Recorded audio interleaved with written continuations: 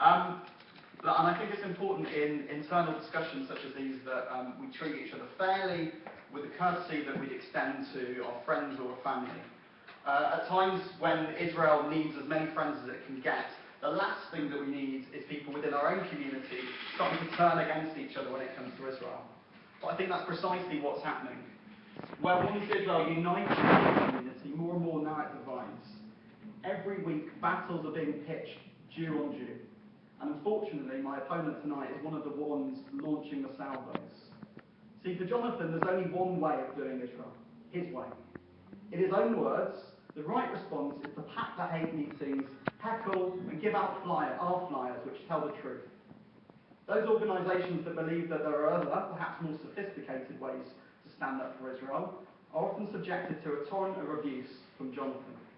Now, UJS has been on the receiving end of this from Jonathan for a number of years. In his mind, we are weak-livered liberals, cowering in the face of anti-Semites and Israel bashers. And he doesn't just mean me, he means you as well. Every year he sends emails and writes letters telling anyone who'll listen that he knows best and he knows how to support Israel on campus. Forget actually asking students what the campus atmosphere is like. He knows best, and he's been whipping up the hysteria, telling the JC and telling your parents exactly what it's like. He's even tried to undermine our own fundraising efforts by spreading lies and misinformation about our activities. His intention was to take money away from UJS and ultimately away from JSOCs and Jewish students, just because he doesn't agree with the way that we do Israel. Now, this is a man who's called for a boycott of The Guardian, who wears crash helmets for peaceful pro-Israel demonstrations, who's happy to demonstrate side by side with members of the EDL Jewish division. He lied about that last one, saying that there was a picture of him with EDL that was photoshopped. But after a legal intervention, he was forced to admit that the photo was completely genuine.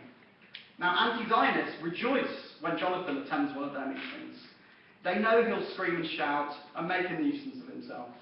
They know he will make them look like the sensible ones, and pro-Israel activists look like the crazy ones.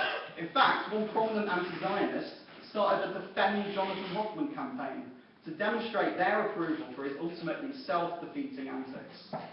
But despite all this, I still think Jonathan plays a valuable role in our community. His energy, his enthusiasm for challenging anti-Israel rhetoric is admirable. He is no armchair Zionist. He gets off his arse and he does stuff. Not always the right stuff, not always stuff that I agree with, but he does stuff all the same.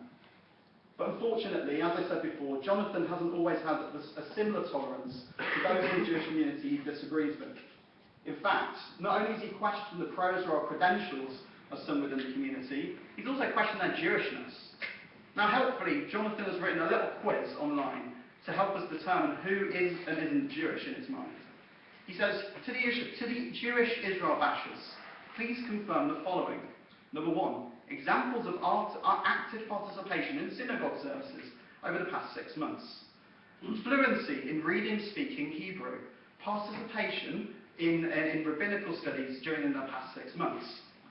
Positions held within the Jewish community. Extent of kashrut observance. I could go on.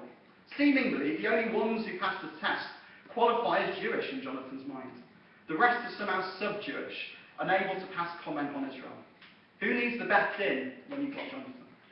I believe that as a Jewish community, if we spent more time tackling those who are motivated by a hatred of Israel than we do tearing shreds out of each other, with whom we have minor tactical disagreements, but who have a genuine love for Israel, then we might get somewhere. But for Jonathan, nuance is a foreign country. Instead, the tactics are usually to shout about Hamas terrorism, call everyone a liar, and disrupt meetings. Now, if I thought these tactics work, I would be organising a training programme for Jewish students on how to shout and heckle. But it clearly isn't going to get us anywhere. It only serves to make us look as bad as the anti-Israel brigade, entrench divisions, and contribute to a negative campus atmosphere for Jewish students. Instead, we must have a genuine engagement with those who are critical of Israel. Talking with them, not shouting at them. Otherwise, what's the point of Israel advocacy? Either we are seeking to change people's perspectives, or we're just talking to ourselves. So, in Jonathan's mind, you can forget the quiet work we've been doing with student unions and NUS for decades, which has ensured that NUS is the only national trade union which doesn't have a boycott Israel policy. You can forget the shadow cabinet ministers we forged relationships with since they were students. You can forget all the fascist and racist groups with no platform from campuses. And you can forget all the work we've been doing directly with government on tackling hate speech in our universities. Because apparently all you need is an Israel flag, a copy of the Hamas Charter, and a crash helmet, apparently. Now my appeal tonight, if I'm to make one, is not to say that Jonathan is wrong and I am right. That the view that there's only one way to do Israel is not my view, it's Jonathan's view. My appeal, instead, is to employ the right tactics at the right time in the right place.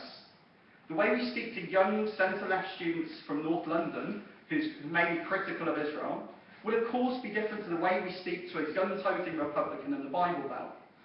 Smart Israel campaigners recognise that a diverse approach is a successful approach.